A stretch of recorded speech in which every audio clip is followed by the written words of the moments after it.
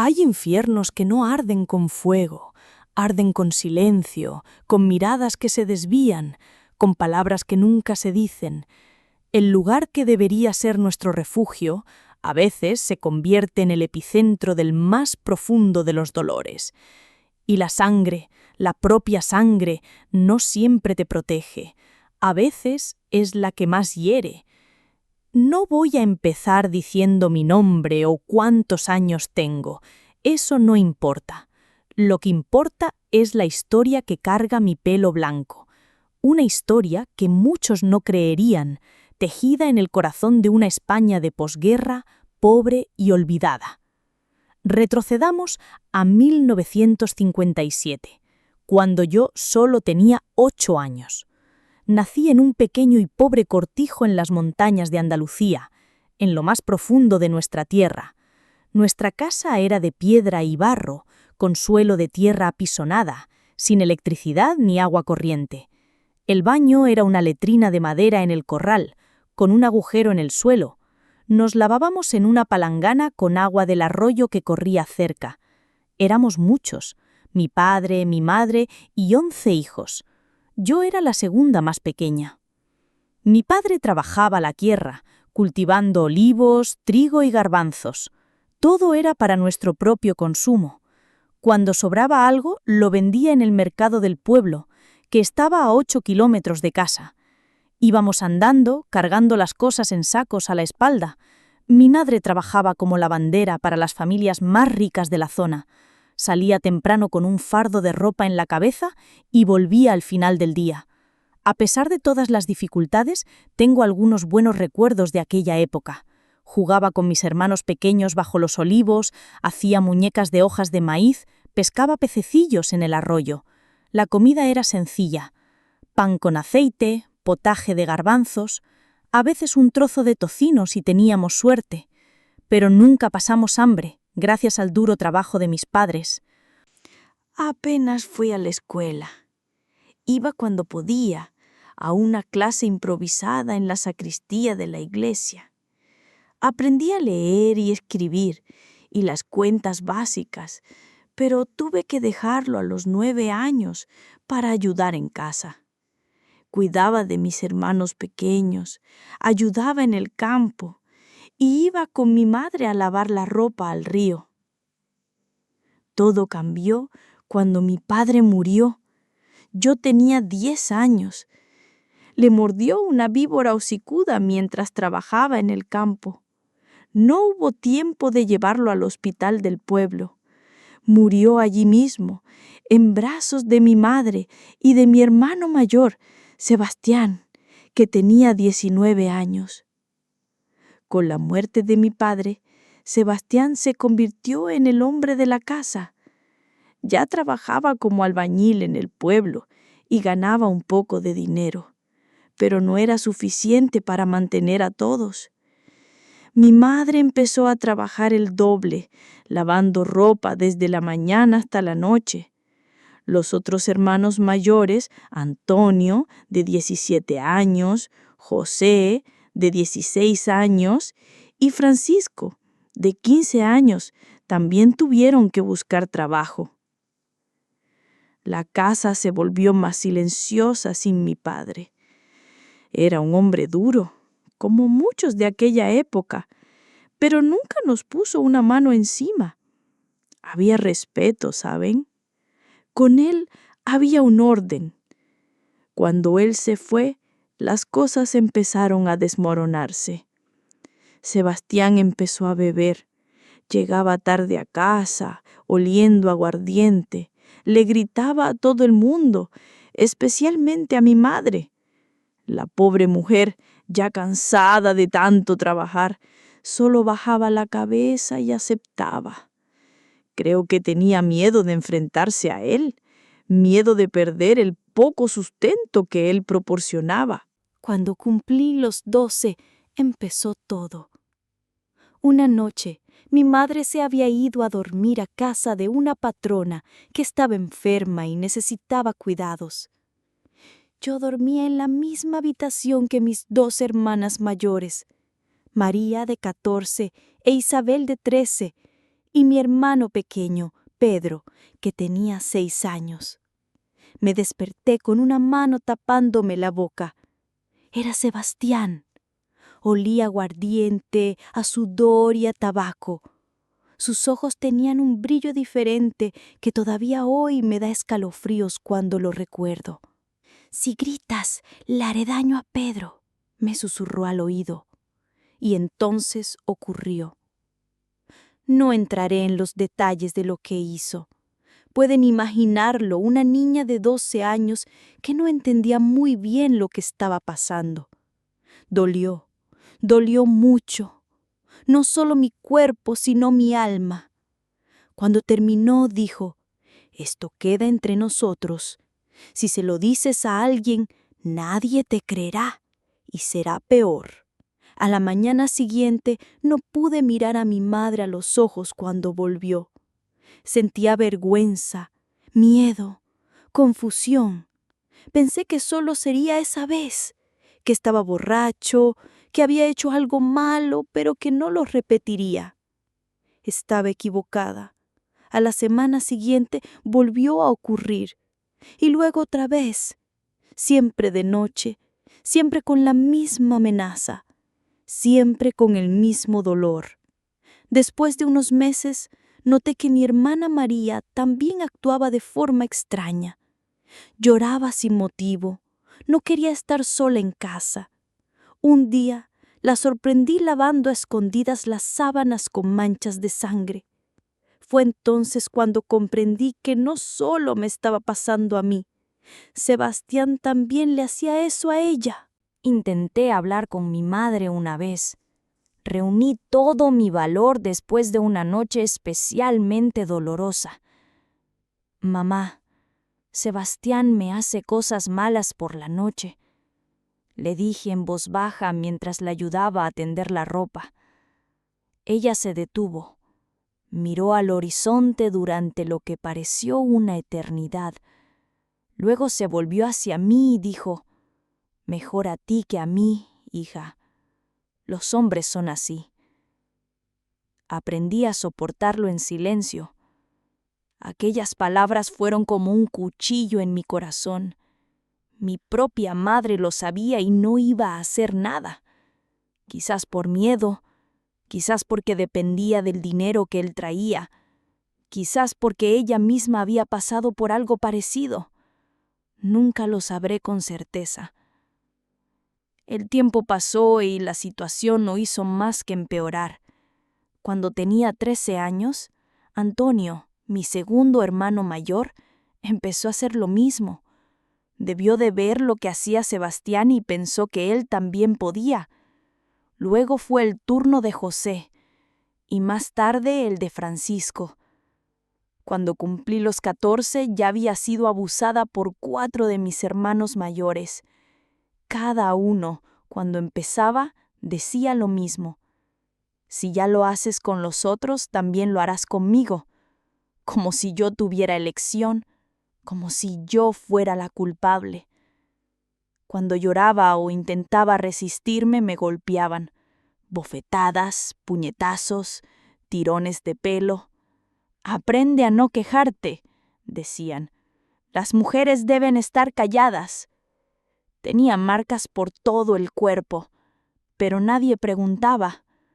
En la escuela, cuando aún iba, inventaba historias sobre caídas y accidentes. Los maestros sospechaban, creo, pero en aquellos tiempos nadie se metía en los asuntos de familia. Las cosas en casa iban cada vez a peor. Sebastián perdió su trabajo de albañil por la bebida. Antonio empezó a meterse en apuestas. A José lo detuvieron por una pelea en una tienda. Francisco también se convirtió en un alcohólico. La responsabilidad de mantener la casa recayó aún más en mi madre, que ya estaba enfermando de tanto trabajar. A los 15 años, intentaba estar fuera de casa el mayor tiempo posible. Iba con mi madre a lavar la ropa. Me ofrecía hacer recados en el pueblo, cualquier cosa para no estar allí cuando llegaran mis hermanos. Pero no siempre funcionaba. Con el tiempo, Los otros hermanos también empezaron. Pablo, Joaquín, Benito, Gerardo, uno por uno. Como si fuera su derecho, como si yo fuera una cosa que podían usar. A día de hoy, no entiendo cómo seres humanos, gente de la misma sangre, pueden hacerle esto a una niña. Mis hermanas también sufrieron. María intentó escaparse una vez, pero la trajeron de vuelta. Isabel se casó muy joven, a los 14 años, con un hombre de 40. Solo para salir de casa, pasó de un infierno a otro, porque su marido también era violento.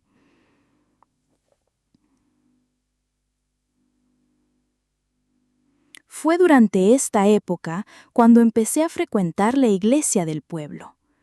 No es que creyera mucho en Dios en ese momento, como podría con todo lo que estaba pasando, pero era un lugar donde me sentía segura durante unas horas.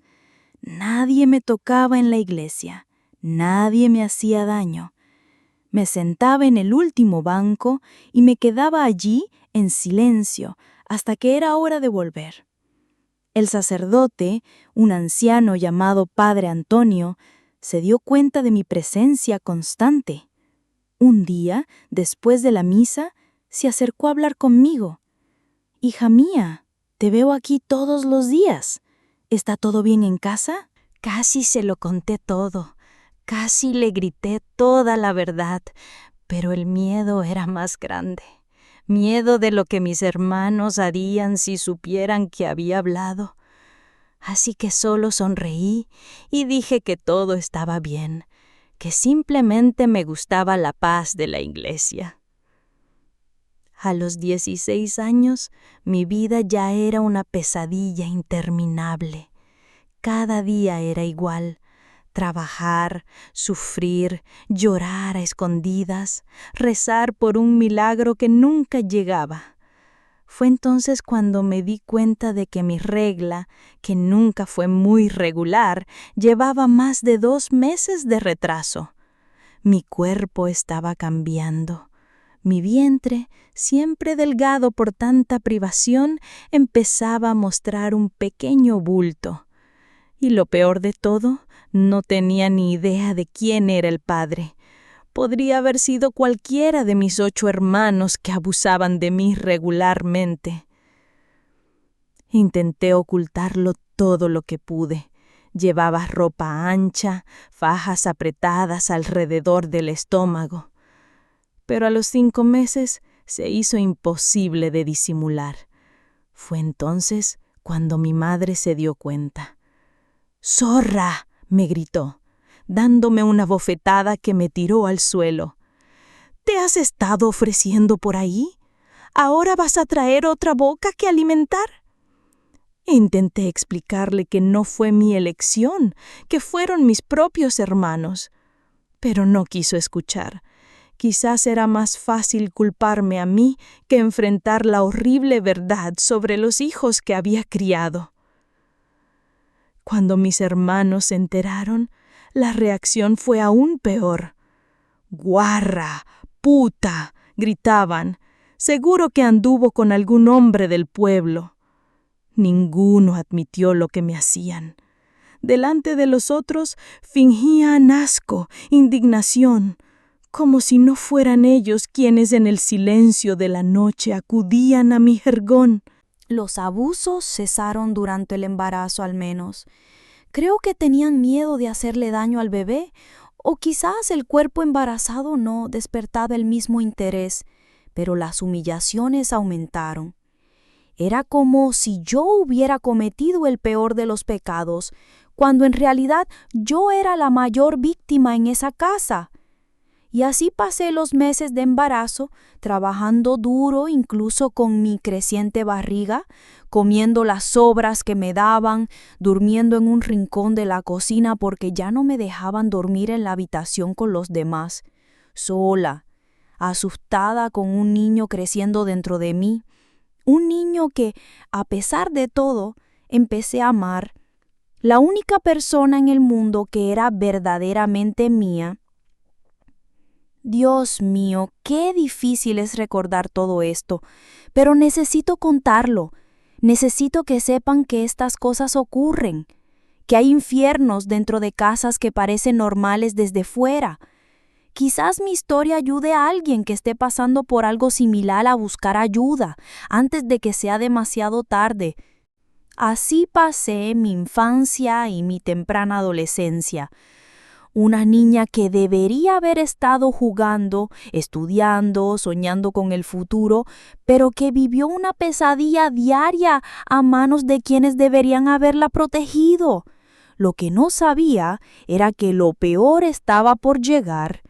El nacimiento de ese niño inocente estaría marcado por una crueldad que incluso ahora, tantas décadas después, me hace llorar al recordarlo. La barriga crecía cada día como un reloj que marcaba el tiempo de mi condena.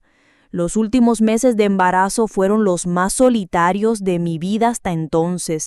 Mi familia me trataba como si tuviera una enfermedad contagiosa. En las comidas comía la última, con lo que sobraba. En el trabajo nadie aligeraba mi carga. Incluso con una barriga de 8 meses, seguía acarreando cubos de agua del arroyo, restregando la ropa en la tabla de lavar, ayudando en la cosecha. Para entonces era 1965. Veía a otras chicas de mi edad pasar por el camino, yendo a la escuela, algunas incluso con novio, soñando con casarse. Mientras tanto, yo llevaba dentro de mí no solo un bebé, sino un secreto que me consumía por dentro como un fuego lento. El único lugar donde encontraba algo de consuelo seguía siendo la iglesia. Iba a escondidas cuando podía, normalmente antes del amanecer, cuando todos dormían, o al atardecer, diciendo que iba a recoger leña. Me sentaba en el último banco y rezaba. No sabía exactamente por qué, quizás por un milagro, quizás solo por el fin del sufrimiento, en la forma que fuera. El padre Antonio seguía observándome, con esos ojos amables que parecían ver a través de mi alma. «Carmen», me dijo una vez que me encontró llorando después de la misa, «pase lo que pase, Dios no te ha abandonado, y yo también estoy aquí». Casi se lo conté todo ese día. Las palabras estaban en la punta de mi lengua, listas para saltar. Pero entonces recordé las amenazas de mis hermanos, el desprecio de mi madre, el bebé que dependería solo de mí para sobrevivir. Me tragué las lágrimas y las palabras. Agradecí al sacerdote su amabilidad y volví a casa, al infierno que llamaba hogar. Recuerdo que ese invierno fue duro en Andalucía. Las noches frías eran aún más difíciles, porque me hacían dormir en el suelo de la cocina con solo una manta fina. Me dolía el cuerpo por el trabajo pesado y el embarazo avanzado. Se me hinchaban tanto los pies que apenas podía ponerme los zapatos viejos que tenía. Fue en una de esas noches frías cuando escuché una conversación que me heló la sangre más que el viento que se colaba por las grietas de las paredes de piedra. Mis hermanos mayores, Sebastián y Antonio, hablaban en el patio, cerca de la ventana donde yo estaba acostada. «Cuando nazca ese niño, tenemos que deshacernos de él», decía Sebastián, con la voz alterada por el aguardiente. «Si alguien se entera de que la niña ha tenido un crío, harán preguntas». «Podemos decir que nació muerto», sugirió Antonio. «Lo enterramos en el monte y listo». Abracé mi vientre con fuerza, como si pudiera proteger a mi bebé de aquellas horribles palabras. En ese momento tomé una decisión. Haría cualquier cosa para salvar a este niño. Era la única persona en el mundo que era verdaderamente mía, la única que no me había herido ni traicionado. El tiempo pasaba y yo intentaba pensar en un plan. ¿Huir? ¿A dónde? Sin dinero, sin documentos, sin nadie que me ayudara. ¿Cómo iba a sobrevivir en la calle con un recién nacido? ¿Pedir ayuda al sacerdote? ¿Y si mis hermanos se enteraban y cumplían sus amenazas antes de que pudiera salir de allí? Empecé a esconder pequeñas cosas. Un trozo de pan por aquí, unas pocas pesetas por allá, una muda de ropa.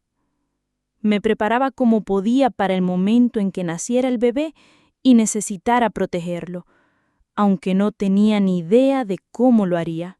Mi madre, durante este tiempo, parecía haber envejecido 20 años. El trabajo duro, la pobreza, los hijos problemáticos, todo esto había minado sus fuerzas e incluso su humanidad. Me miraba como si yo fuera una extraña, no la niña a la que había dado a luz.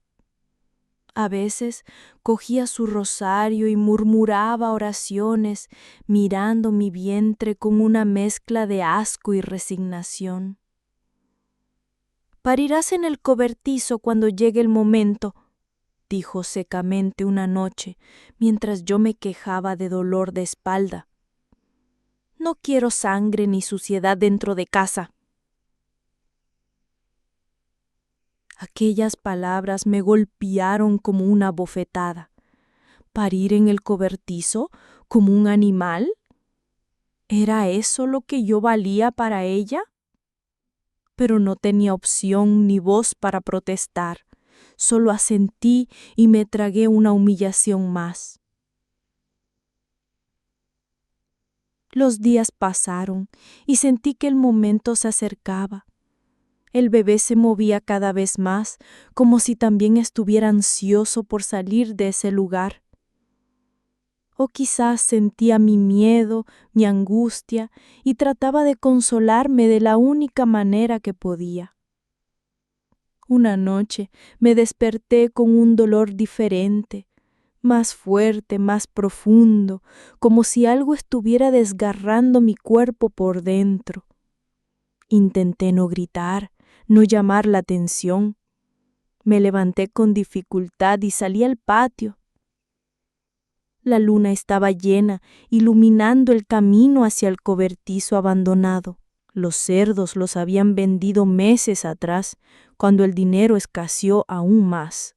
El suelo era de tierra pisonada, mezclado con paja vieja y estiércol seco. El olor era nauseabundo.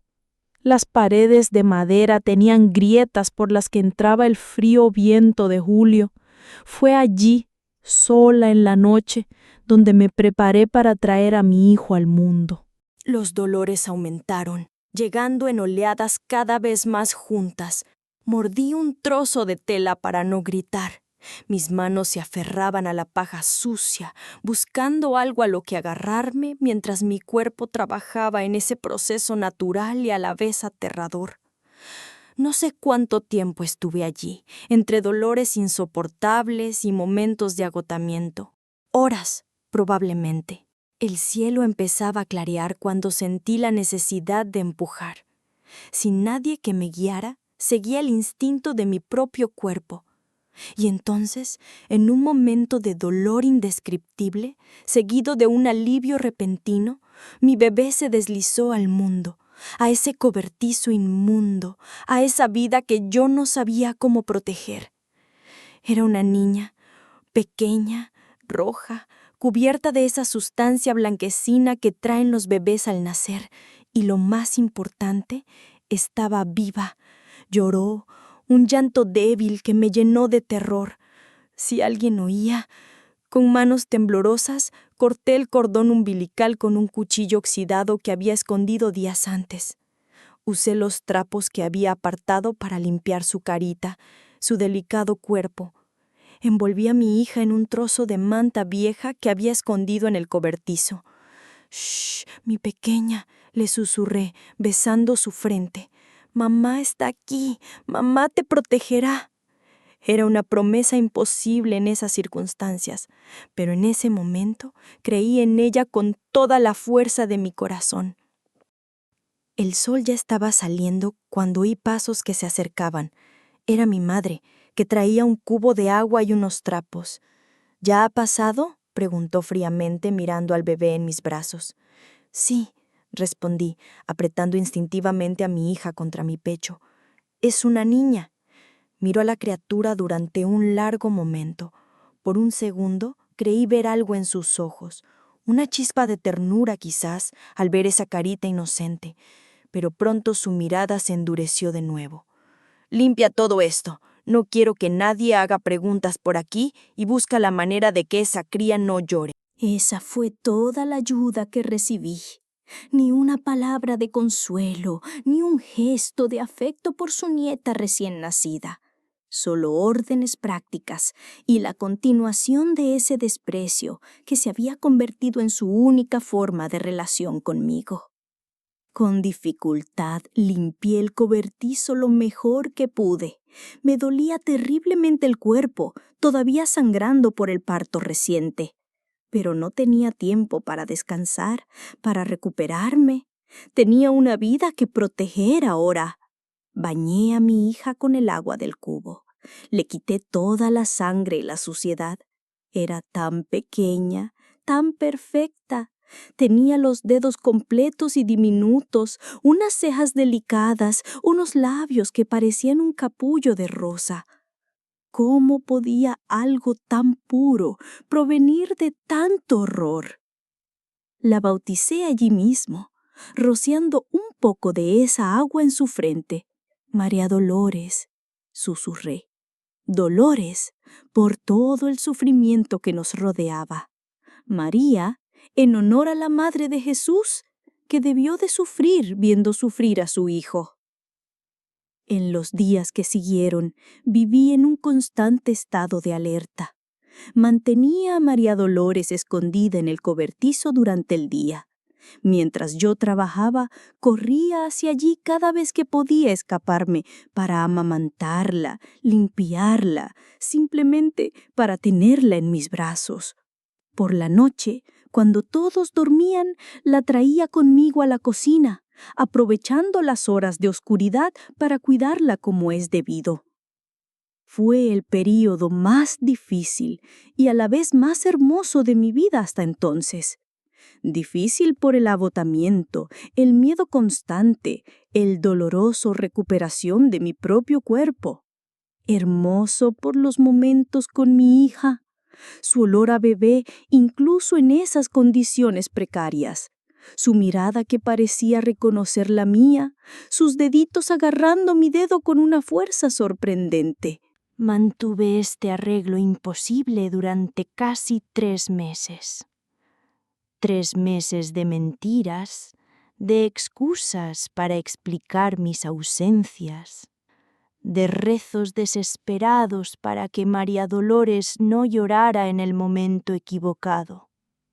3 meses viviendo con un miedo que nunca disminuía, que me acompañaba cada segundo, cada aliento.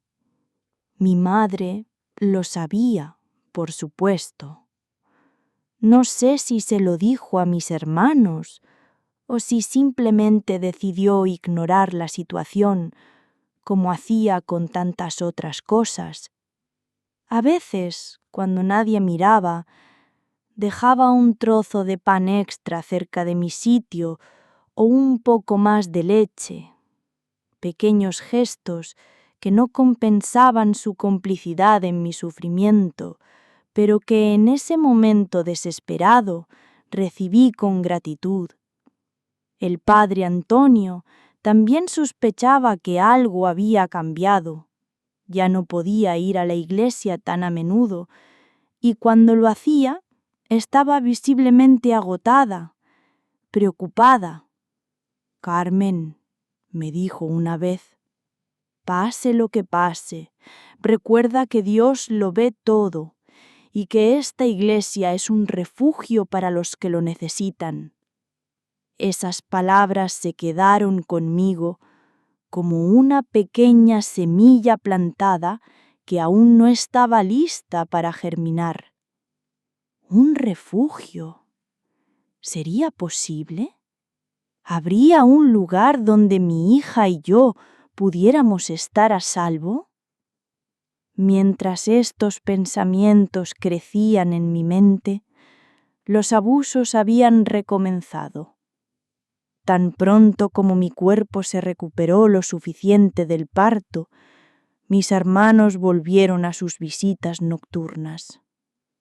Como si nada hubiera cambiado, como si no acabara de dar a luz, como si no fueran sus cuerpos los que habían creado a esa niña que yo escondía. Las mismas manos que podrían haber sido un padre para María Dolores eran las que me herían noche tras noche. La misma boca que podría haber dicho palabras de amor a una hija escupía insultos y amenazas en mi oído. Era una monstruosidad que mi mente adolescente apenas podía procesar. Y con cada nuevo abuso crecía en mí la certeza de que tenía que irme. No solo por mí, yo casi había aceptado mi destino, sino por mi hija. ¿Qué pasaría cuando creciera? ¿Se repetiría el ciclo de horror? No, no lo permitiría. Preferiría morir. Empecé a planear una huida más concreta.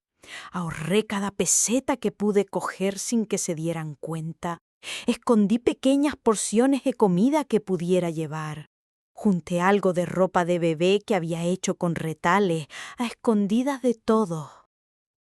Pero el destino, que rara vez había sido amable conmigo, eligió este momento para asestarme otro golpe cruel. Un golpe que cambiaría para siempre el curso de mi historia y me empujaría al momento más desesperado de mi joven vida. Fue una calurosa tarde de octubre. Había dejado a María Dolores en el cobertizo, cuidadosamente escondida entre paja limpia que cambiaba a diario y unos trapos que le servían de manta.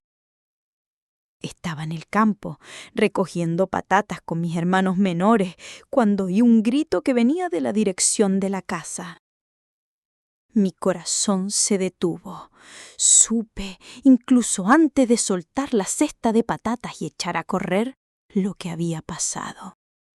Alguien había encontrado a mi hija, mi secreto, mi tesoro, mi razón para vivir, descubierto. Cuando llegué sin aliento al patio, vi una escena que se grabaría en mi memoria para siempre. Sebastián, sosteniendo a mi pequeña María Dolores por un brazo, como un saco de patata. Ella lloraba desesperadamente, su carita roja de tanto esfuerzo. «Así que esto es lo que escondías, desgraciada», gritó, sacudiendo al bebé de una manera que me hizo temer por sus frágiles huesos. «Realmente pariste al bastardo y todavía tuviste el descaro de esconderlo». Por favor, supliqué extendiendo los brazos. Por favor, dámela. Le estás haciendo daño. Por favor. Sebastián se rió. Esa risa fría que conocía tan bien y que siempre precedía algo terrible. ¿De verdad pensabas que podías ocultar esto? ¿Que podías criar a esta abominación bajo nuestras narices? Los otros hermanos empezaron a llegar, atraídos por los gritos. Mi madre apareció en la puerta de la casa, con el rostro como una máscara ilegible. «¡Madre!», grité desesperada. «Por favor, ayuda. Es tu nieta». Ella solo miró al suelo, a sus propias manos, a cualquier sitio menos a mí, y al bebé que lloraba. Su silencio fue la respuesta que ya esperaba, pero que aún así dolió como un cuchillo. Sebastián le pasó el bebé a Antonio, que la sujetó con el mismo desprecio, la misma brutalidad. «Vamos a acabar con esto ahora mismo», dijo. «Deberíamos haberlo hecho cuando nació». «¡No!», grité, abalanzándome para intentar coger a mi hija. Fui detenida por Francisco y José, que me sujetaron por los brazos con tal fuerza que tuve moratones durante semanas. Por favor, haced lo que queráis conmigo, pero no le hagan daño a ella. Es solo un bebé. Mis súplicas cayeron en oídos sordos. Vi cómo Antonio se alejaba con mi hija, desapareciendo en dirección al camino que llevaba al pueblo. Sebastián se acercó a mí, su rostro contraído en una máscara de odio. «No volverás a ver a esa niña», dijo, con voz baja y amenazante. «Y si abres la boca para contarle a alguien, a quien sea algo de esto, te mato. ¿Entendido?» Me derrumbé en el suelo cuando me soltaron, llorando con un dolor que parecía partirme por la mitad. Mi hija, mi pequeña María Dolores, ¿llevada a dónde? ¿A qué destino? Esa noche, tumbada en el suelo de la cocina, como siempre, pero ahora con un vacío enorme en los brazos que durante 3 meses habían acunado a mi hija, tomé una decisión. No importaba lo que me pasara. No importaban las amenazas, los riesgos. Necesitaba averiguar dónde se habían llevado a mi bebé. Necesitaba saber si estaba viva, si estaba bien, y entonces, de alguna manera, necesitaba recuperarla y escapar de ese infierno para siempre. Lo que no sabía era que mis hermanos tenían otros planes para mí. Planes que no incluían darme tiempo para buscar a mi hija. Planes que casi acaban con mi vida, pero que por un giro del destino acabarían llevándome al único lugar donde finalmente podría encontrar la redención. Es importante señalar que en los años 50 y principios de los 60, en España, el abuso infantil apenas empezaba a ser reconocido como un problema social grave. En plena dictadura de Franco, estos asuntos se consideraban privados, de familia. No fue hasta mucho después, ya en democracia, con leyes como la Ley Orgánica de Protección Jurídica del Menor de 1996, que se establecieron sistemas de protección más sólidos.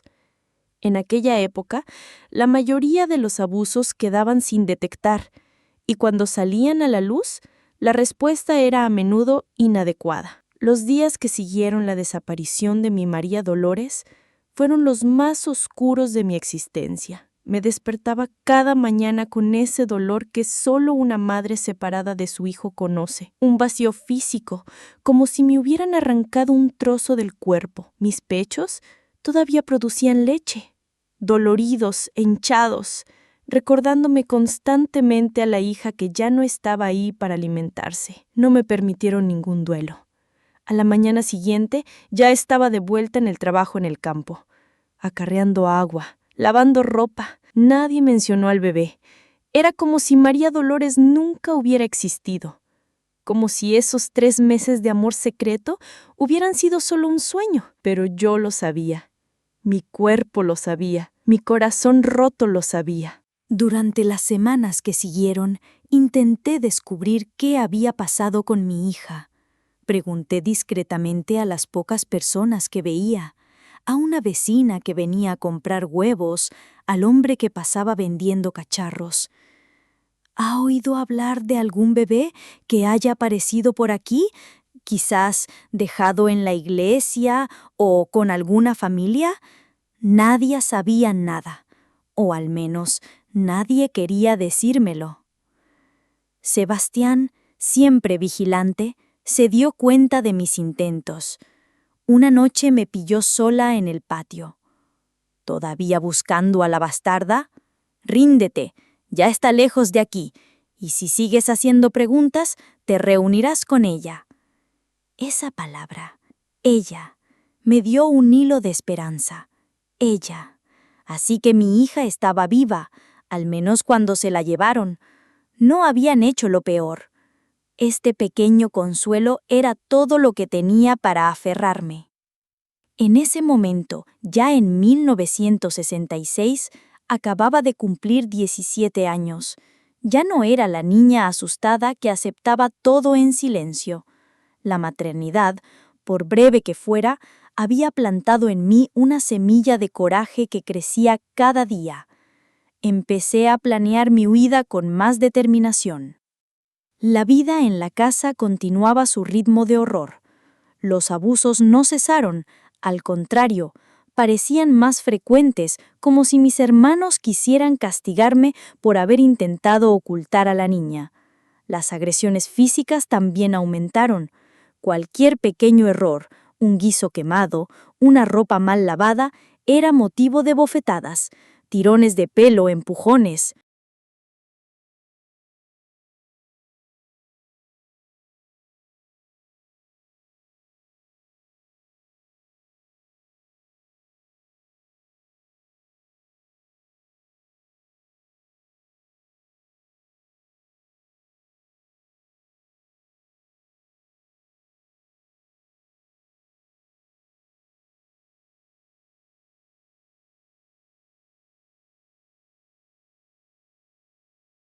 Mi madre en esta época ya estaba muy enferma.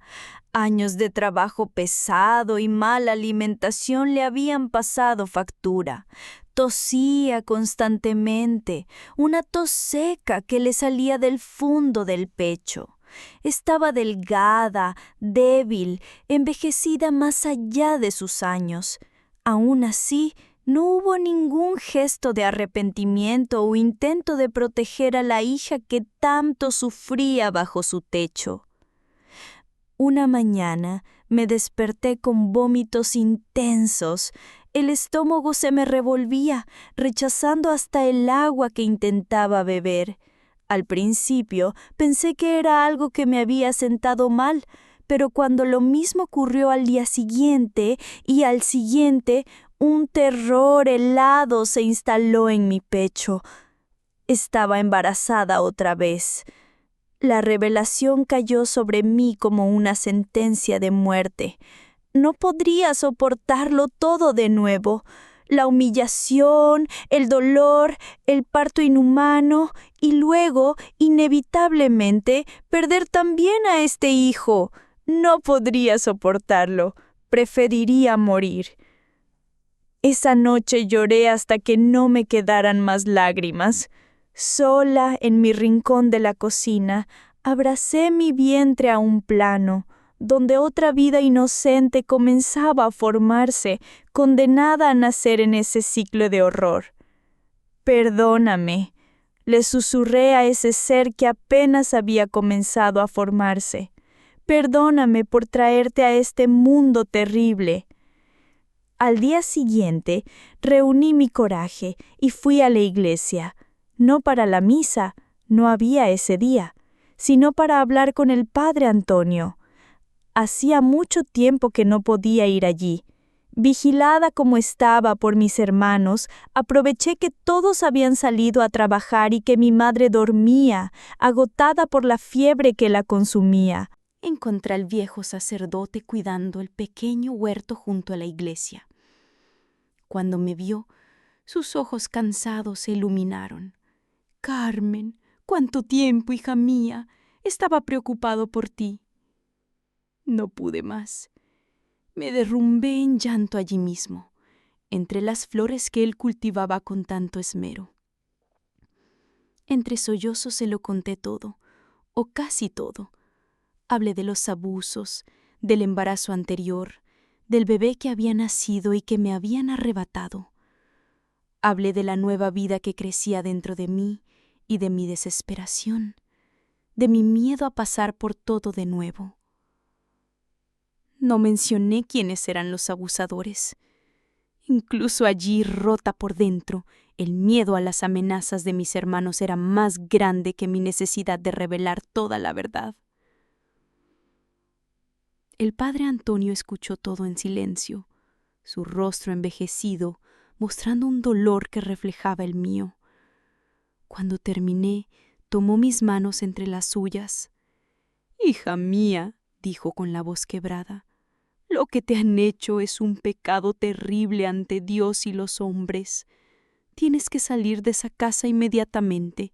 Yo puedo ayudarte, puedo encontrarte un lugar seguro». Era todo lo que quería oír, todo lo que necesitaba. Una mano tendida, una promesa de ayuda. Pero entonces pensé en los ojos fríos de Sebastián, en sus amenazas, en la violencia de la que sabía que era capaz. ¿Y si descubría que había hablado? ¿Y si venía por mí, a por el sacerdote? Tengo que pensarlo, respondí, secándome las lágrimas. Tengo miedo de lo que puedan hacer si me escapo. Vuelve mañana, insistió él. Prométeme que volverás y tendremos un plan. Lo prometí. Con toda sinceridad, realmente planeaba volver al día siguiente para aceptar la ayuda ofrecida, para escapar por fin de ese infierno. Pero el destino, una vez más, tenía otros planes para mí. Cuando volví a la casa, encontré a mi madre despierta, tosiendo sangre en un trapo sucio. Parecía aún peor que por la mañana, con la piel amarillenta y los ojos hundidos. A pesar de todo, no pude evitar sentir lástima. Le preparé una infusión con hierbas que crecían en el patio, la única medicina que teníamos disponible, y la ayudé a beberla. Por un momento, mientras sostenía a esa mujer frágil que una vez fue fuerte, pensé en contarle mi nuevo embarazo, mis planes de huida. Quizás, ante la muerte que claramente se acercaba, encontraría en sí misma algún resto de amor maternal, algún deseo de protegerme, aunque fuera tardíamente. Madre, empecé con vacilación, estoy esperando otro hijo. Me miró durante un largo rato, su respiración dificultosa haciendo que su pecho subiera y bajara con esfuerzo. Por un momento, creí ver un destello de tristeza, de remordimiento quizás en sus ojos cansados. Pero cuando habló, su voz era la de siempre, fría, distante. Esta vez no dejarán que nazca. He oído hablar a Sebastián. Un escalofrío me recorrió la espalda. ¿Qué dijo?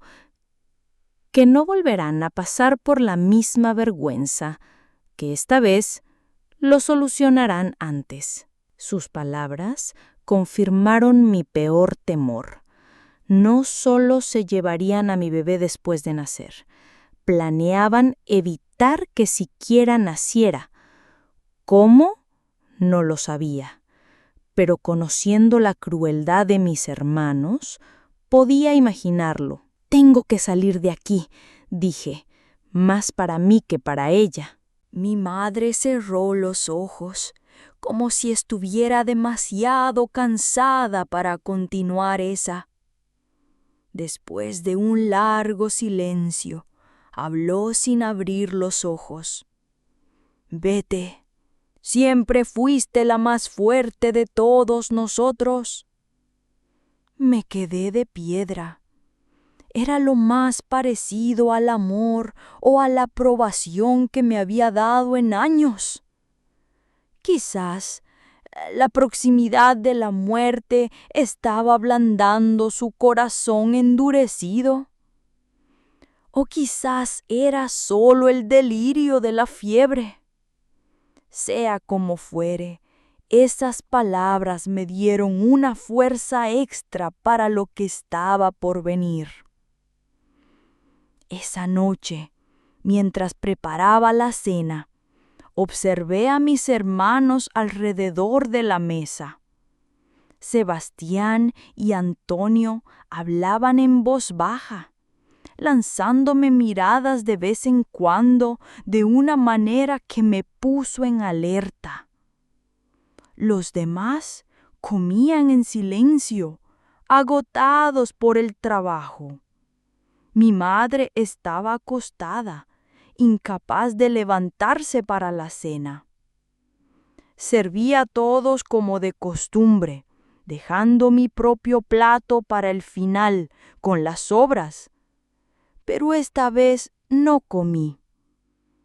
Algo en la forma en que Sebastián sonreía cuando puse el plato delante de mí me hizo sospechar. ¿No tienes hambre?, preguntó, con una falsa preocupación que me revolvió al estómago.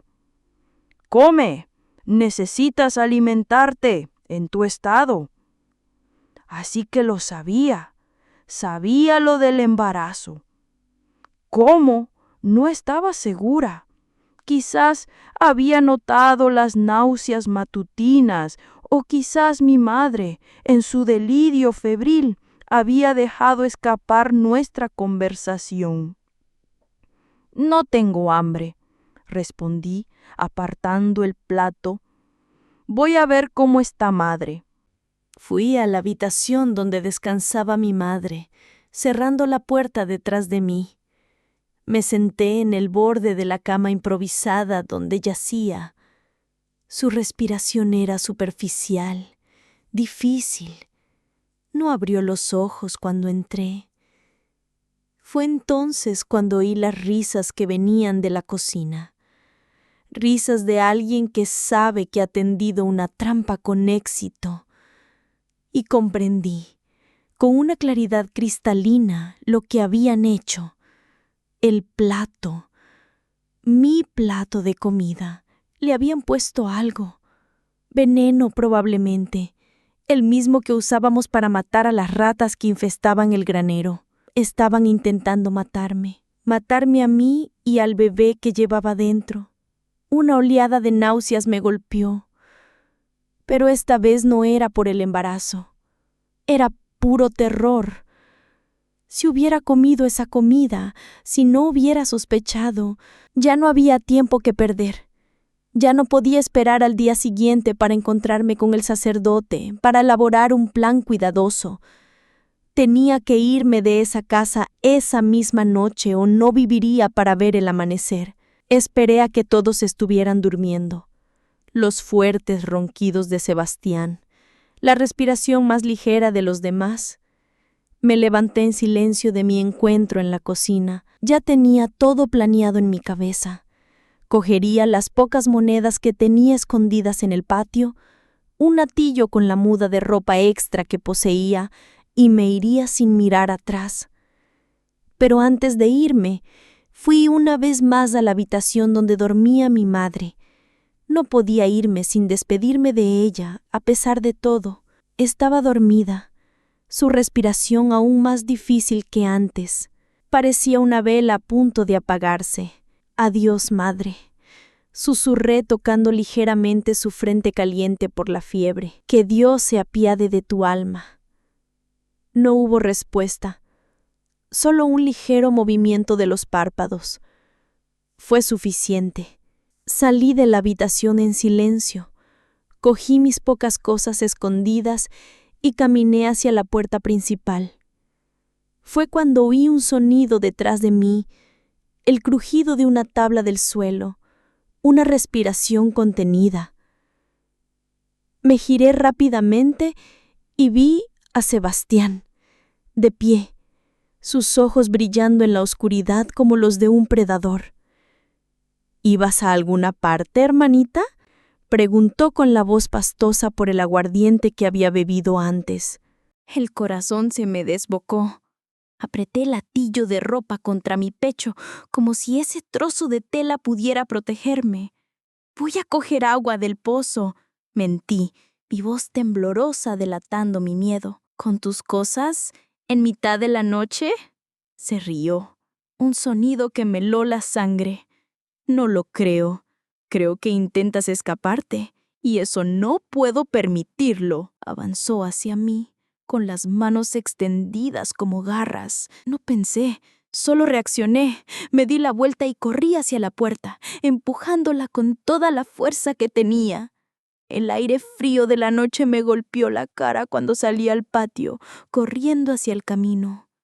Oí a Sebastián detrás de mí, maldiciendo, amenazando. Corrí como nunca había corrido en mi vida, impulsada por el puro terror y la certeza de que, si me atrapaba, sería mi fin. Mis pies descalzos golpeaban la tierra dura del camino, hiriéndose con las piedras, con las ramas caídas. La oscuridad era casi total. Solo la luna menguante proporcionaba un poco de luz para guiar mis pasos desesperados. Detrás de mí, los pasos y gritos de Sebastián parecían cada vez más lejanos. Corrí hasta que me ardieron los pulmones, hasta que mis piernas temblaron de agotamiento. Cuando finalmente me detuve apoyada en un árbol al borde del camino, me di cuenta de que ya no oía nada detrás de mí. Lo había conseguido, había escapado. ¿A dónde ir ahora? El pueblo más cercano estaba a kilómetros de distancia. La iglesia del padre Antonio estaba en dirección opuesta y no me atreví a volver. Sebastián seguramente me estaría buscando. Quizás ya había despertado a los otros hermanos para que le ayudaran en la búsqueda. Decidí continuar por el camino en dirección a la ciudad.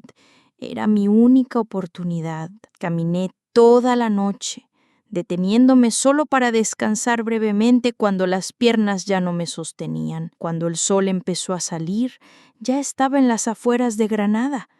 Para mí, que rara vez salía de la zona rural, parecía enorme e intimidante. Las calles adoquinadas, las casas apiñadas, la gente que empezaba a salir a trabajar, todo me daba una sensación de desorientación y miedo. No conocía a nadie allí. No tenía a dónde ir ni qué comer. Las pocas monedas que había traído conmigo apenas comprarían una hogaza de pan, y empezaba a sentir un dolor extraño en el vientre, no como las náuseas del embarazo, sino algo más profundo, más preocupante. Cuando miré hacia abajo, vi manchas de sangre en mi falda. Una sangre oscura, diferente a la de la menstruación. Con horror comprendí lo que estaba pasando. Estaba perdiendo al bebé, quizás por el esfuerzo de la huida, quizás por algún resto de veneno que hubiera podido ingerir sin darme cuenta, o quizás simplemente porque esa pequeña vida, como la anterior, no estaba destinada a vivir en este mundo cruel. Me senté en la acera de una calle lateral, menos transitada, y lloré en silencio. Por los dolores físicos, sí, pero sobre todo por la pérdida de otro hijo que ni siquiera llegaría a conocer. Por la vida que había dejado atrás, por terrible que fuera, por el miedo al futuro desconocido que me esperaba. Fue allí, encorvada de dolor en una acera de Granada, desangrando la vida que se me iba por dentro, cuando vi una iglesia al otro lado de la calle. No la pequeña ermita del pueblo que conocía, sino una iglesia más grande, más imponente, un lugar que, instintivamente, me pareció seguro. Con esfuerzo, me levanté y crucé la calle tropezando. Subí los pocos escalones que llevaban a la entrada y empujé la pesada puerta de madera. El interior era fresco y silencioso, iluminado solo por unas pocas velas y la luz que entraba por las vidrieras de colores. Avancé por el pasillo central entre los bancos vacíos. El altar parecía distante, casi inalcanzable en mi estado de debilidad, pero continué, un paso tras otro, guiada por una fuerza que no podía explicar. Cuando llegué cerca del altar, mis piernas finalmente cedieron. Caí de rodillas, mis manos aferradas a la barandilla que separaba la nave del presbiterio. El dolor en mi vientre era ahora insoportable, y podía sentir la sangre caliente fluyendo por mis piernas, manchando el suelo de piedra bajo mis pies. «Ayúdenme», susurré, sin saber exactamente si le hablaba a Dios, a los santos cuyas imágenes me observaban desde las paredes, o simplemente a quien pudiera oír. «Por favor,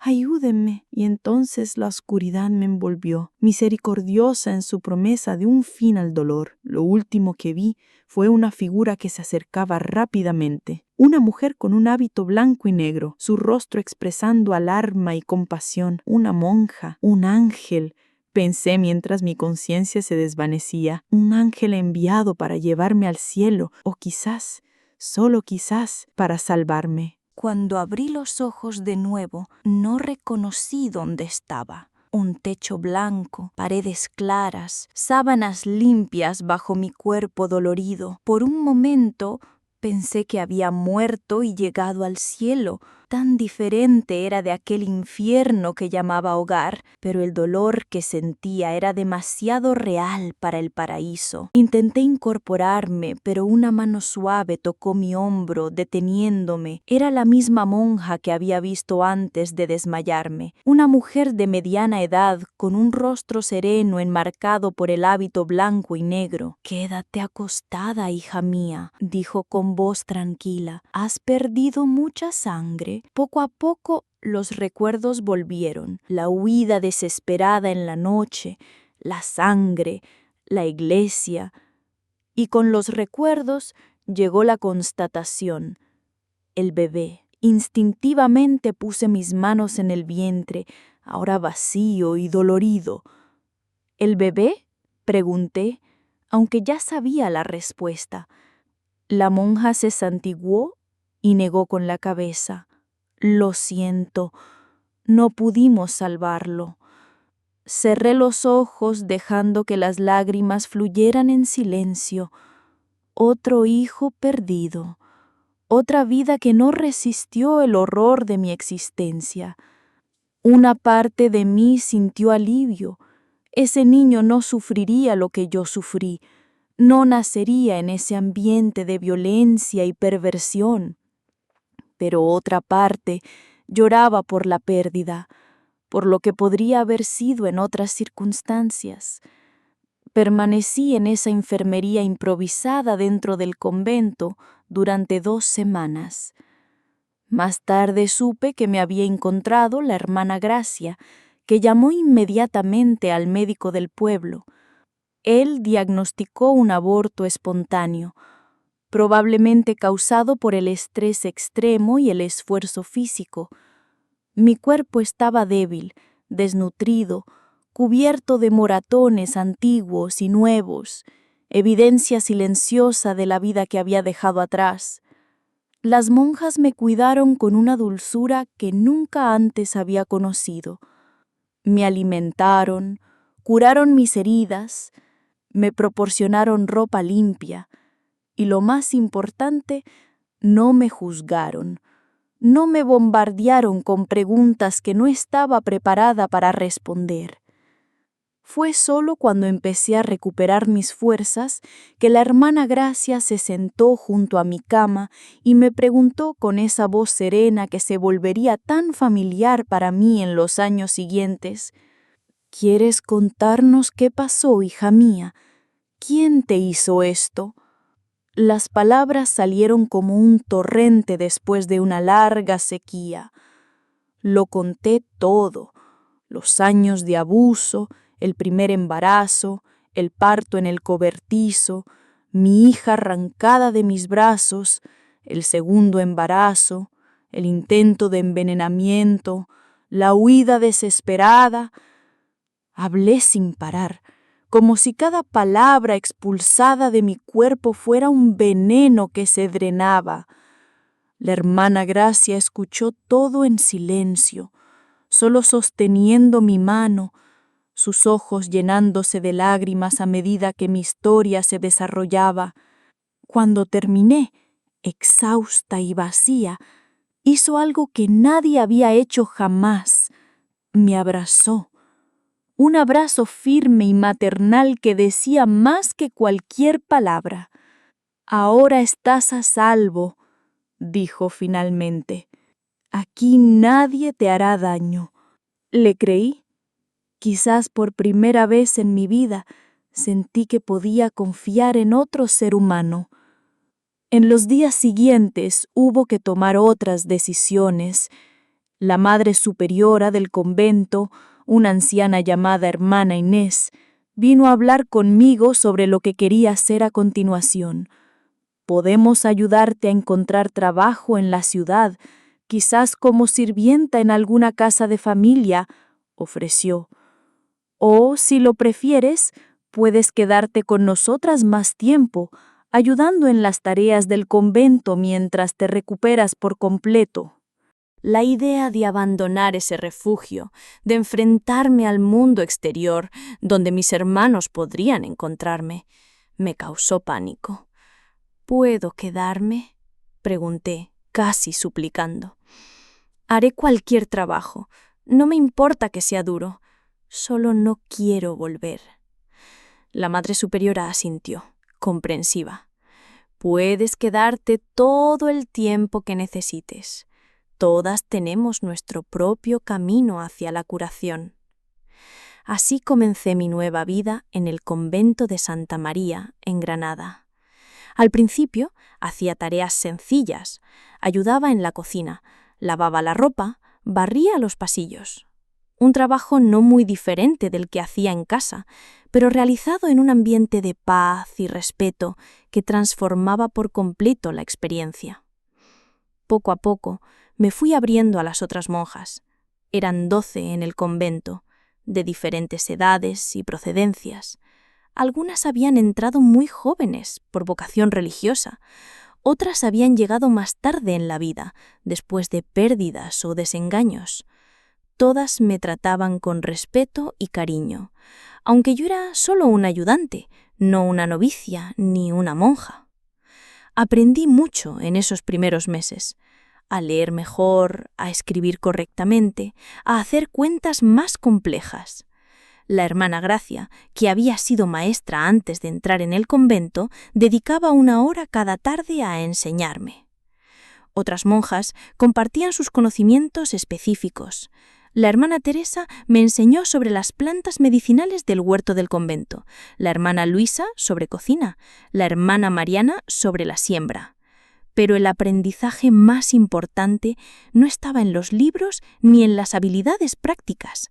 Estaba en el ejemplo diario de esas mujeres que habían dedicado sus vidas a servir a los demás, que encontraban alegría en las cosas sencillas, que vivían con un propósito y una paz interior. Unos 6 meses después de mi llegada, recibí una noticia que no supe cómo procesar. La hermana Gracia me llamó al pequeño locutorio donde la Madre Superiora recibía a los visitantes. Había un hombre que reconocí vagamente, el lechero que a veces pasaba por el cortijo de mis padres. «Tu madre falleció, muchacha», dijo, quitándose la gorra en señal de respeto. «Hace ya 2 semanas. De pulmonía, dijeron». Me quedé allí, sin saber qué sentir. Mi madre, que había permitido mi sufrimiento durante tantos años, que había elegido mirar para otro lado mientras sus hijos destruían a su hija menor, estaba muerta. ¿Debía llorar? ¿Sentir alivio? ¿Rabia? ¿Perdón? Tus hermanos te andan buscando, continuó el hombre, ajeno a mi confusión interna. Dicen que te escapaste con su dinero, que quieren que vuelvas a casa. Un escalofrío de terror me recorrió la espalda. Así que no se habían rendido. Me estaban buscando, probablemente para terminar lo que habían empezado.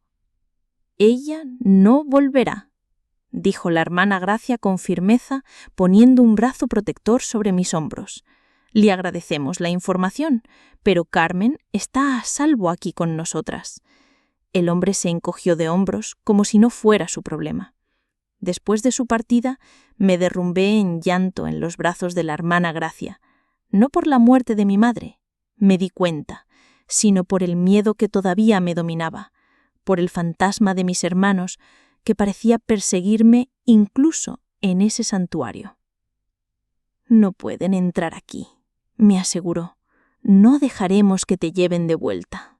Esa noche, acostada en la pequeña celda que ahora llamaba mía, pensé mucho en mi madre, en cómo había fallado en protegerme, en cómo había permitido que ese horror ocurriera bajo su techo. Pero también pensé en ella como una víctima de una vida de pobreza, de un sistema que no valoraba a las mujeres, de unos hijos que había criado sola después de enviudar. Recé por su alma, por primera vez en mi vida, sintiendo que mis oraciones realmente llegaban a alguna parte. Y de alguna manera en ese proceso encontré en mí un perdón que no sabía que era capaz de sentir. No un perdón que borrara lo que había pasado, sino uno que me permitiera seguir adelante sin cargar con el peso del odio. En los meses que siguieron, Continué mi vida en el convento, cada vez más integrada en esa comunidad de mujeres. El miedo a mis hermanos nunca desapareció por completo, pero disminuyó con el tiempo.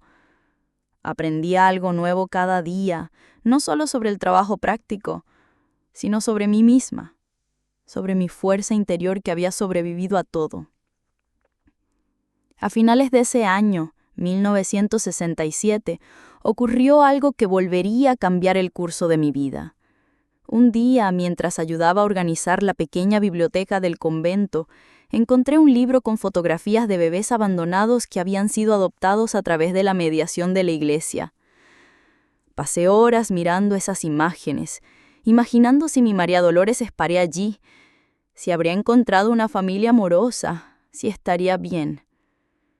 La hermana Gracia me encontró así, absorta en esas páginas, con lágrimas silenciosas corriendo por mi rostro.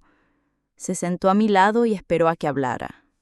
«Mi hija», empecé con voz temblorosa. «Nunca sabré qué pasó con ella, ¿verdad? Nunca la encontraré». La monja tomó mis manos entre las suyas. «El futuro pertenece a Dios, Carmen. No sabemos lo que nos tienes reservado. Pero puedo decirte que muchos niños como tu hija son llevados a orfanatos o a familias que no pueden tener hijos. ¿Hay esperanza de que esté bien?». Esa conversación plantó una semilla en mí. En los días siguientes no podía dejar de pensar en mi hija perdida, en otros niños como ella separados de sus madres por circunstancias trágicas, y también en niños como yo había sido, abusados, desatendidos, atrapados en situaciones de las que no podían escapar. Una tarde reuní mi coraje y fui a hablar con la Madre Superiora. Le conté mis pensamientos, el creciente deseo de hacer algo por esos niños, de transformar mi dolor en algo positivo. «Quiero ayudar a los niños que sufrieron como yo», dije, sorprendiéndome a mí misma con mi propia determinación. «Quiero que sepan que no están solos, que hay esperanza, que pueden sobrevivir y encontrar la paz, como yo la encontré aquí». La Madre Superiora me miró durante un largo momento, como si viera más allá de la joven herida que había llegado al convento casi moribunda. Finalmente sonrió, una sonrisa rara que iluminó su rostro austero. «Quizás esa es la razón por la que Dios te trajo a nosotras, Carmen, para que te curaras y luego ayudaras a curar a otros». En los meses que siguieron, con la bendición de la Madre Superiora, empecé a trabajar unas horas a la semana en el orfanato que las monjas regentaban en Granada. Era un trabajo que me rompía el corazón y lo sanaba al mismo tiempo. Cada niño abandonado me recordaba a mi propia hija perdida. Cada marca de abuso que veía en sus pequeños cuerpos me transportaba de vuelta a mi propio sufrimiento. Pero cada sonrisa que lograba dibujar, cada pequeña mejora que presenciaba, era como un bálsamo para mis heridas. Acababa de cumplir 18 años cuando la hermana Gracia me hizo una pregunta que lo cambiaría todo. Estábamos sentadas en el jardín del convento después de un largo día en el orfanato, viendo el atardecer teñir el cielo sobre Granada. ¿Has pensado alguna vez en ser una de nosotras, Carmen? En tomar los hábitos, dedicar tu vida a Dios y a servir a los demás. La pregunta me pilló por sorpresa. Aunque pensándolo bien, quizás la había estado esperando desde hacía algún tiempo. Llevaba casi un año viviendo en el convento, participando en todas las oraciones y rituales, siguiendo la misma rutina que las monjas. Pero, ¿convertirme oficialmente en una de ellas? ¿Hacer votos perpetuos de pobreza, castidad y obediencia? «No sé si soy digna», respondí honestamente. «Después de todo lo que me pasó, de todo lo que le hicieron a mi cuerpo». La hermana Gracia me tomó las manos, interrumpiéndome. «Lo que te hicieron no disminuye tu valor a los ojos de Dios. No tienes la culpa de los pecados cometidos contra ti. Y quizás es precisamente por tu sufrimiento que tienes tanto que ofrecer a los demás. Pedí tiempo para pensar, para rezar sobre esta importante decisión. Durante semanas reflexioné profundamente sobre lo que quería para mi vida.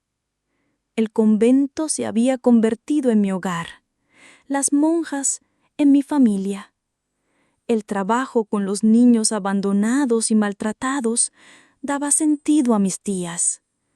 Transformaba mi propio dolor en algo útil.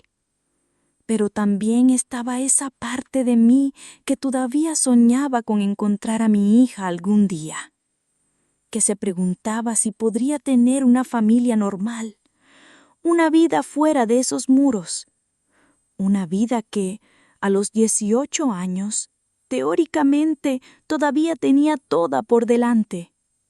Al final, fue una visita inesperada la que selló mi decisión. Era una tarde de domingo cuando una de las novicias vino a llamarme diciendo que un hombre preguntaba por mí en la entrada. Mi corazón se aceleró de inmediato, el miedo familiar apoderándose de mí. ¿Podría ser uno de mis hermanos? ¿Me habrían encontrado por fin? La hermana Gracia fue conmigo al locutorio, donde recibíamos a los escasos visitantes. A través de la reja que separaba el interior del convento del mundo exterior, vi un rostro que no reconocí de inmediato. Un hombre de mediana edad, con barba canosa y ojos cansados. «¿Carmen?», preguntó, y algo en su voz despertó un recuerdo lejano. «¿Soy yo?», respondí con cautela. «Soy Jaime, el primo de tu padre. He venido de lejos para encontrarte». Me tensé, desconfiada. ¿Qué querría de mí un pariente lejano al que apenas conocía después de tanto tiempo? «Tus hermanos te andan buscando. Sebastián, sobre todo, no está bien de la cabeza. Dice cosas extrañas, que tienes que pagar por lo que hiciste, que sabes demasiado». Sentí que la sangre se me iba del rostro. Aún después de tanto tiempo, aún después de todo, todavía querían silenciarme. El miedo que creí haber superado volvió con toda su fuerza, helándome por dentro. «¿Por qué me dices esto?», logré preguntar. El hombre bajó la mirada, como avergonzado. «He venido a advertirte», continuó. «Sebastián ha estado viniendo a Granada con regularidad. Pregunta por ti en las tabernas, en las tiendas. Es cuestión de tiempo que descubra lo del convento. Y ha jurado que acabará contigo cuando te encuentre». Un pesado silencio cayera sobre nosotros. La amenaza flotaba en el aire, casi palpable. Después de unos momentos, logré encontrar mi voz de nuevo. «Gracias por avisarme», dije, sorprendida por la firmeza de mi propia voz. «Pero no le tengo miedo, ya no. He encontrado mi lugar aquí, mi familia, mi misión. Si viene, no me encontrará sola e indefensa como antes». El hombre asintió lentamente, pareciendo impresionado con mi determinación. Después de su partida, la hermana Gracia me abrazó, con los ojos brillantes por lo que parecían lágrimas de orgullo. «Eres más fuerte de lo que crees, Carmen», dijo. «Siempre lo fuiste». Esa noche tomé mi decisión. Si Sebastián realmente me encontraba, el convento sería el lugar más seguro para mí. Y más que eso, quería pertenecer oficialmente a esa comunidad que me había acogido y salvado. Quería dedicar mi vida a hacer por otros lo que ellas habían hecho por mí. A la mañana siguiente, busqué a la Madre Superiora y le pedí comenzar oficialmente mi noviciado. El camino para convertirme en monja sería largo, 2 años como postulante. luego el noviciado y finalmente los votos. Pero estaba decidida a seguir este camino, a transformar por completo a la niña maltratada y rota que había huido descalza en una noche de octubre en una mujer fuerte, dedicada a servir y proteger a los más vulnerables. Nunca supe si Sebastián llegó a encontrarme.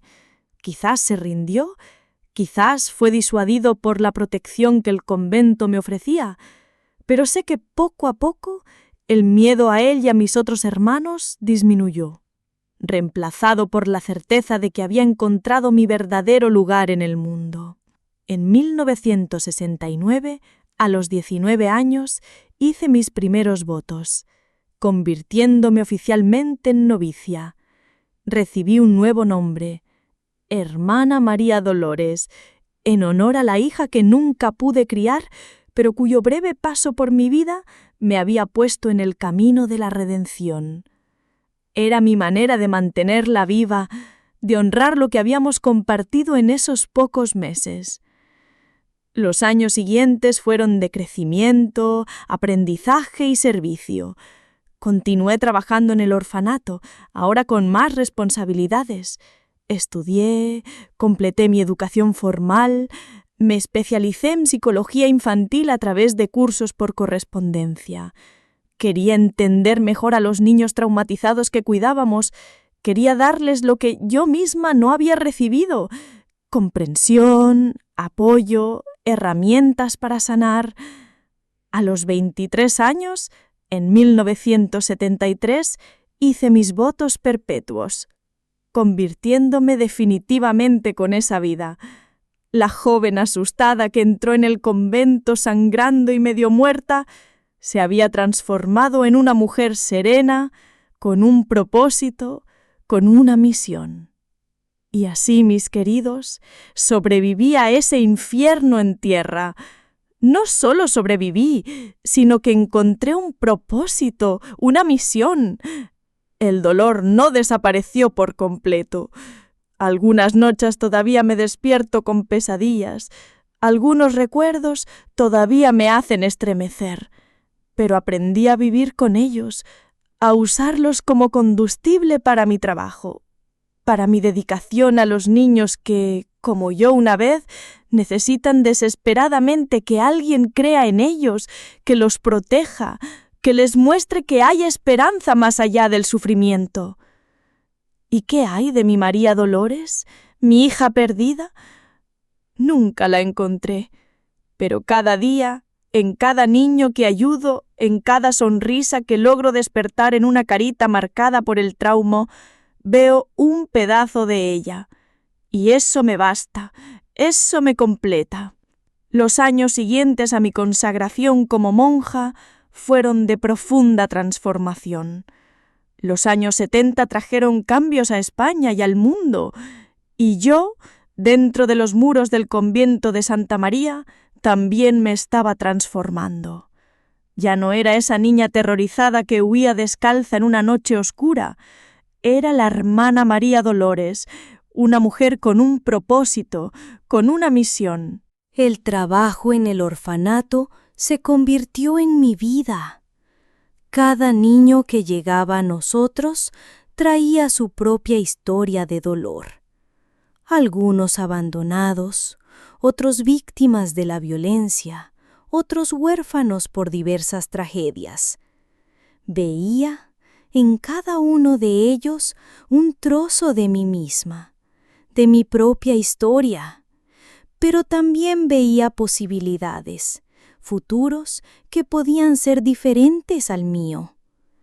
En 1975, a los 25 años, asumí la coordinación del orfanato. La Madre Superiora reconoció en mí no solo dedicación, sino un don especial para conectar con esos niños que otros consideraban difíciles o problemáticos. Los entendía como nadie.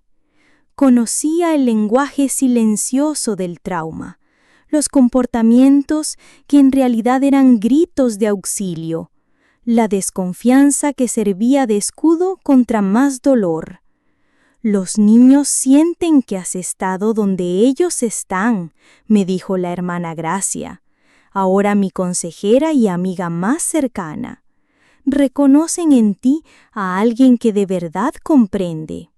Bajo mi coordinación, implementamos cambios significativos en el orfanato. Abandonamos las prácticas disciplinarias rígidas, que aunque bien intencionadas, a menudo retraumatizaban a niños ya muy heridos. Introdujimos más momentos de juego, de expresión artística, de elección y autonomía. Trajimos a profesionales de la salud mental para que trabajaran con nosotros. Una novedad en la época, cuando poco se hablaba de los efectos psicológicos del trauma infantil. El resultado fue visible. Niños que llegaban retraídos, agresivos o completamente mudos empezaron a florecer. No de inmediato, no sin recaídas. La curación nunca es lineal, como bien aprendí en mi propio viaje. Pero había progreso, había esperanza. Hacia 1977, nuestro trabajo empezó a ser reconocido más allá de los límites de Granada. Recibimos visitas de educadores, de representantes de otros orfanatos, incluso de autoridades del gobierno interesadas en nuestro enfoque.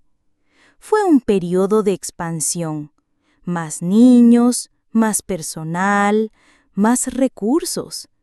Con el crecimiento llegaron nuevos desafíos.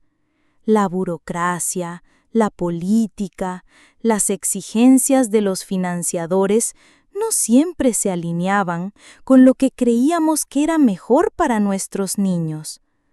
Hubo momentos en los que me sentí frustrada, en los que la simplicidad de mi vocación parecía perderse entre informes y reuniones. En esos momentos me refugiaba en la capilla del convento. Allí, en silencio, reconectaba con el propósito que me había llevado a esa vida. Rezaba no solo por los niños a mi cargo, sino también por la niña que había sido, por la joven madre que perdió 2 hijos, por los hermanos que me hirieron tan profundamente. Sí, incluso por ellos rezaba. No por un sentimiento de superioridad moral, sino porque aprendí que guardar rencor era como beber veneno esperando que el otro muriera. Fue en una de esas tardes de oración, en 1979, cuando recibí una visita inesperada. Una de las novicias más jóvenes vino a buscarme, diciendo que alguien me buscaba en el locutorio. Mi corazón todavía se aceleraba en estos momentos.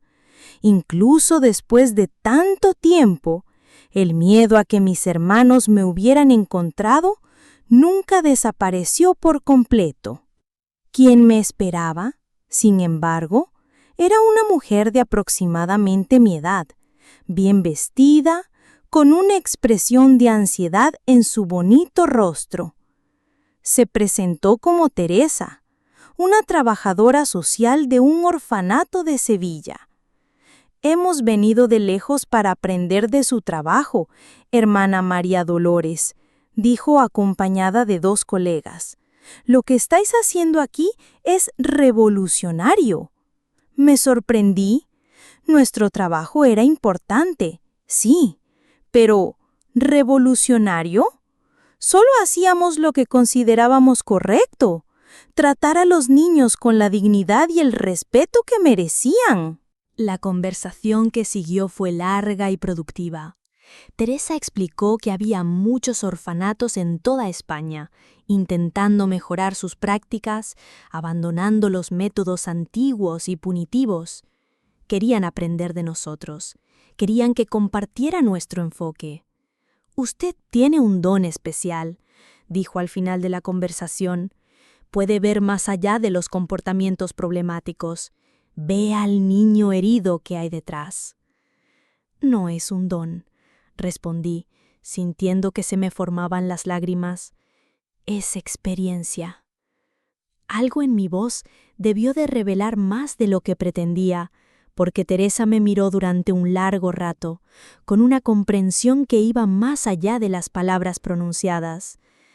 A veces, dijo suavemente, las mayores curaciones provienen de las heridas más profundas. Ese encuentro fue el primero de muchos.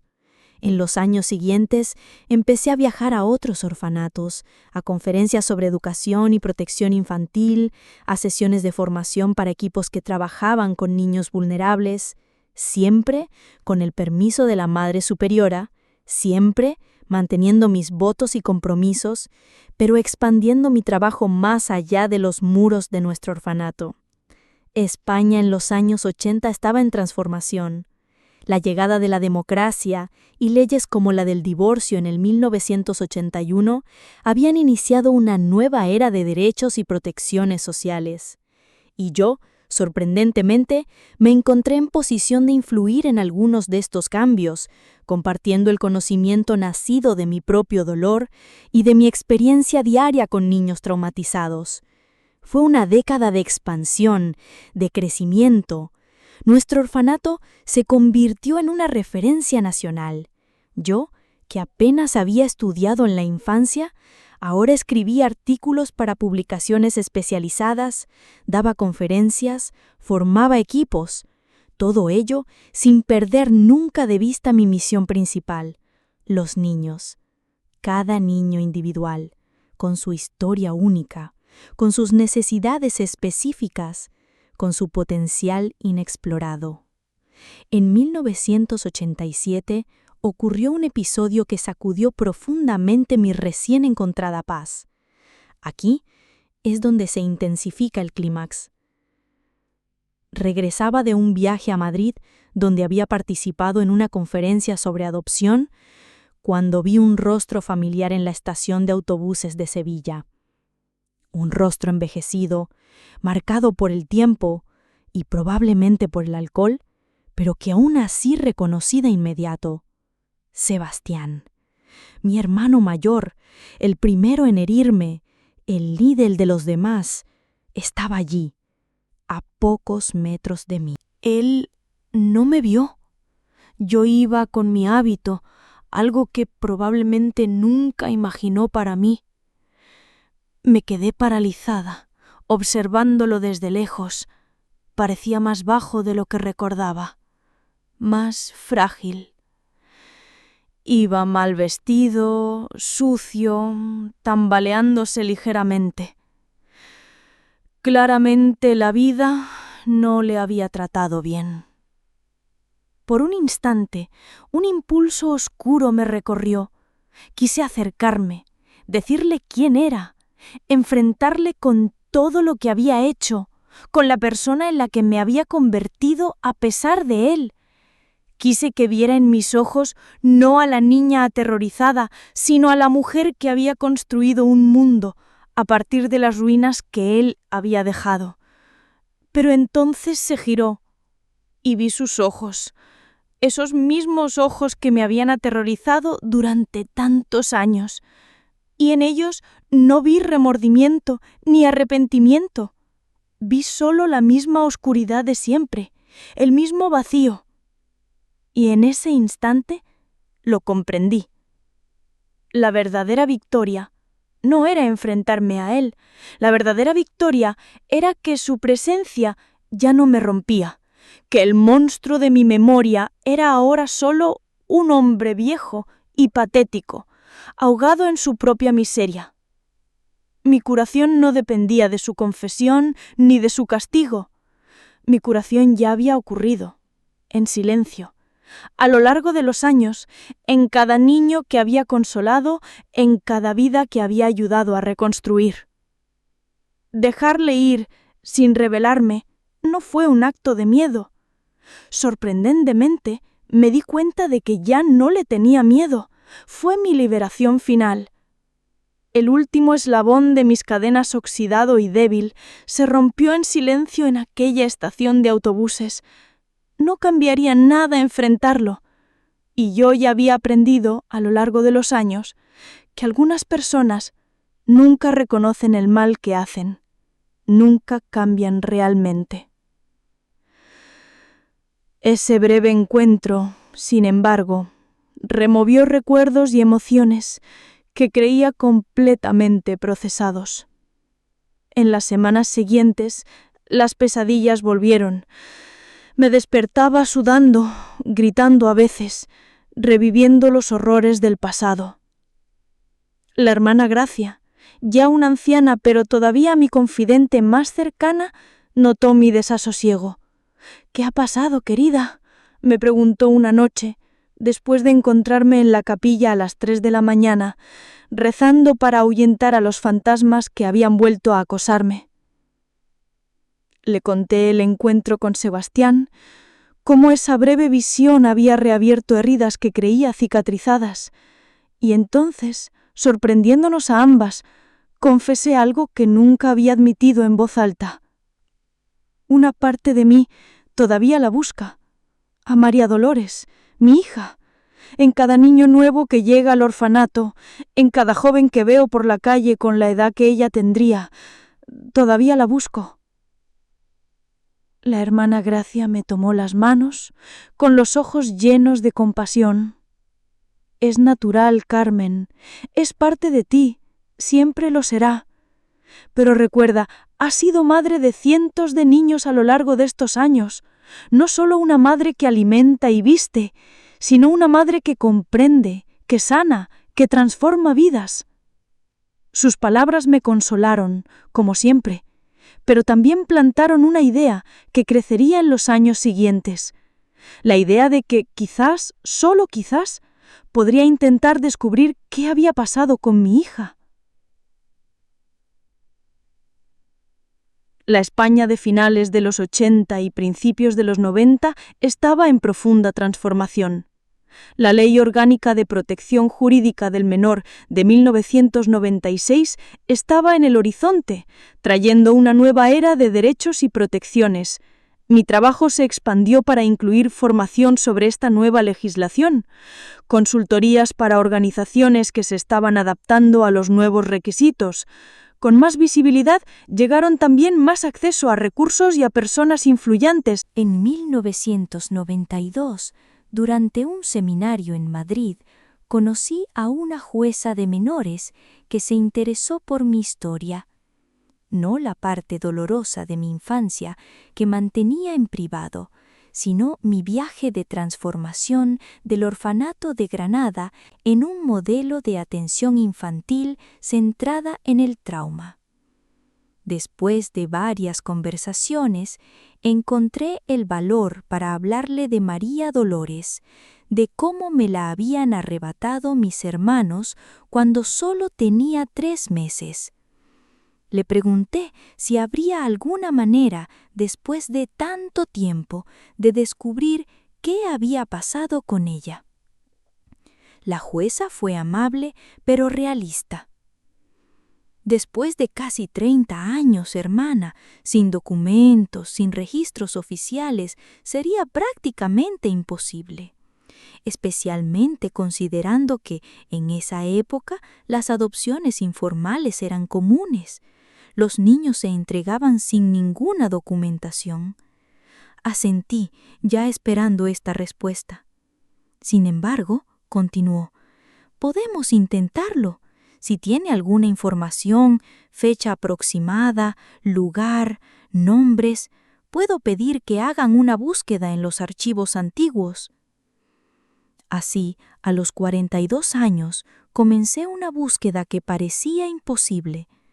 Proporcioné lo que sabía: la fecha aproximada del nacimiento de María Dolores, el hecho de que mis hermanos probablemente la llevaron a Granada o a algún pueblo cercano, sus nombres completos.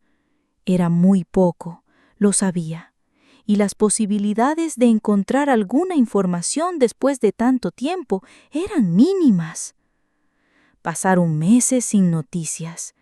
La vida continuó, el trabajo en el orfanato, los viajes para compartir nuestra metodología, las oraciones diarias que mantenían mi equilibrio interior.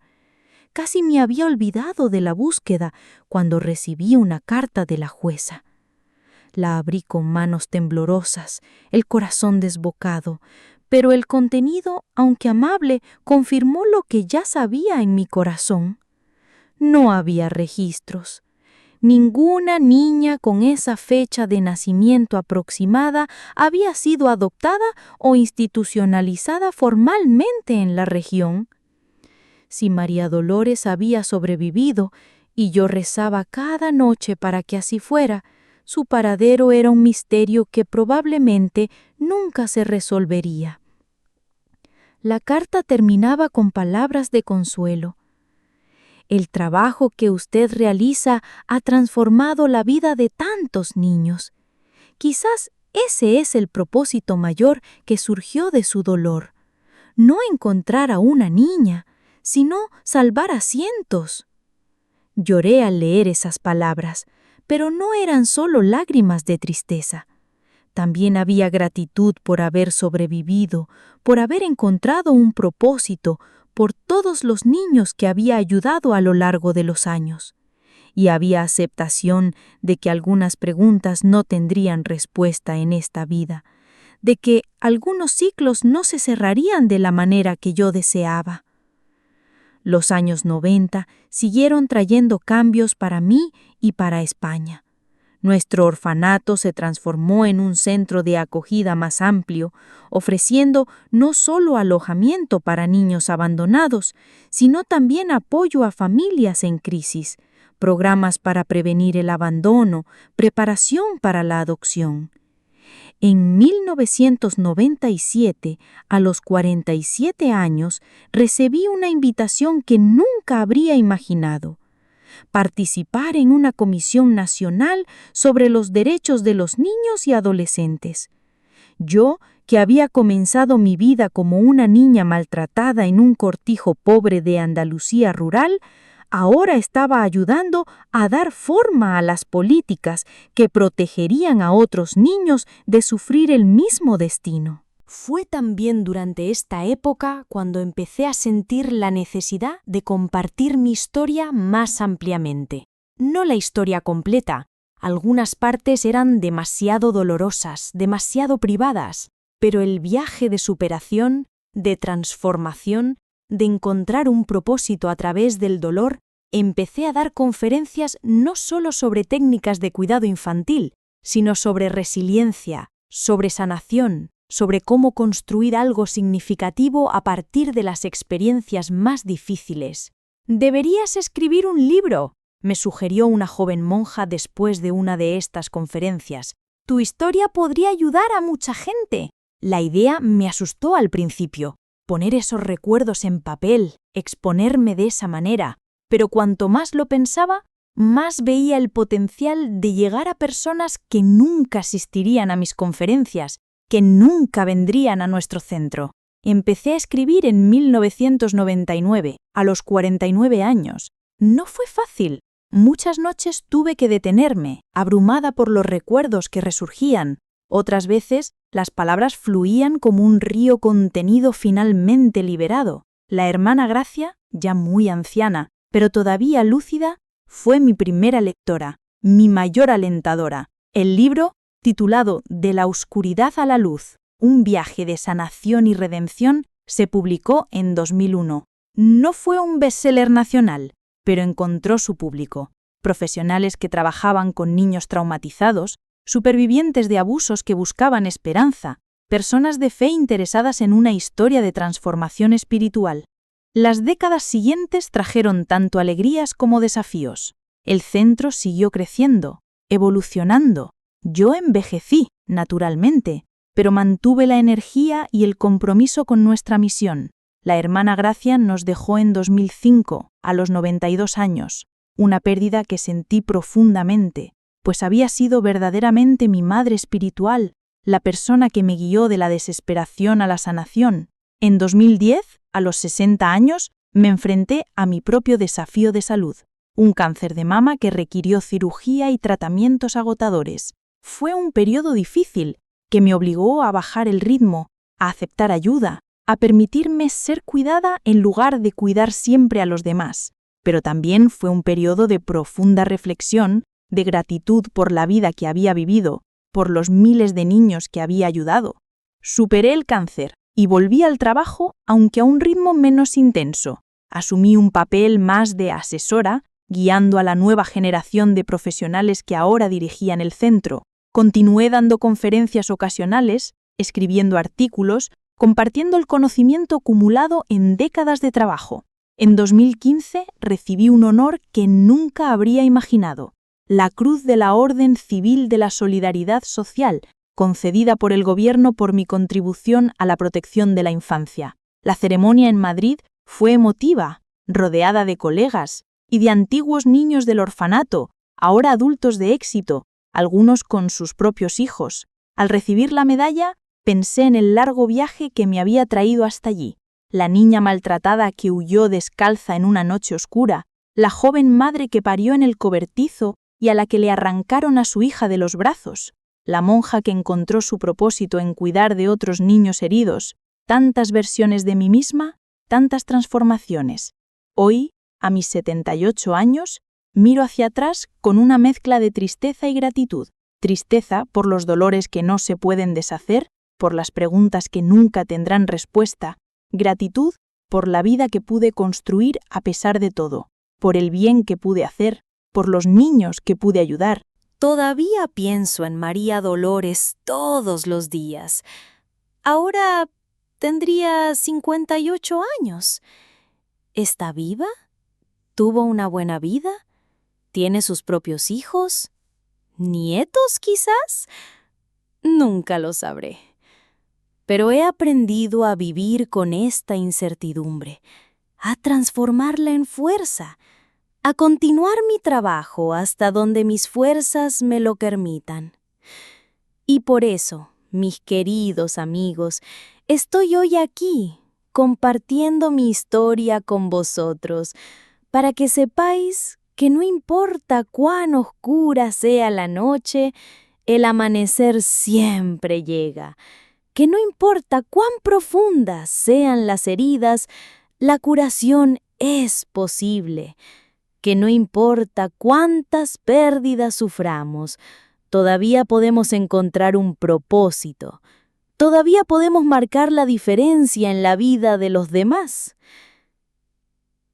La vida es un viaje con muchos caminos, mis queridos. No siempre podemos elegir lo que nos sucede, pero siempre podemos elegir cómo respondemos, cómo transformamos nuestras experiencias, cómo usamos nuestro dolor para crecer y para ayudar a otros. Esa es la verdadera liberación, la verdadera curación. No la ausencia de cicatrices, sino la transformación de ellas en puentes para llegar a otros corazones heridos. Si mi historia ha tocado vuestro corazón, os pido que dejen un me gusta y os suscriban a este canal. Cada suscripción, cada me gusta, me ayuda a seguir compartiendo historias como la mía, llegando a personas que podrían necesitar oír que, sí, es posible sobrevivir a los peores tormentas que la vida nos envía. Y si queréis uniros a esta conversación, dejad un comentario diciéndome desde qué rincón del mundo estáis escuchando. Me encanta saber de todos los diferentes lugares desde los que se conecta esta comunidad. Me ayuda a sentir que no estoy sola en este viaje de compartir mi vida con vosotros. Un abrazo lleno de amor de esta abuela que aprendió de la manera más dura que nuestra mayor fortaleza suele revelarse precisamente en los momentos en que creemos que no nos queda ninguna.